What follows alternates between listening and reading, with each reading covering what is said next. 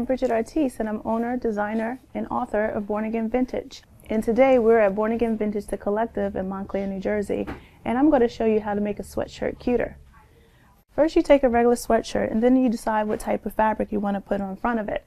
And you take the fabric and you place it on front of the sweatshirt and you pin it the same shape as the entire front of the sweatshirt up into the ribbing.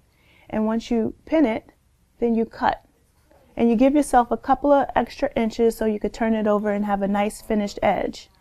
Once you pin it all the way around to fit the front of the t-shirt, then you cut the excess fabric away. After you do that, you turn over the edge, then you hand sew the fabric to the sweatshirt. And if you're feeling daring, you could even leave space at the bottom for pockets. And that's how you make a sweatshirt cuter.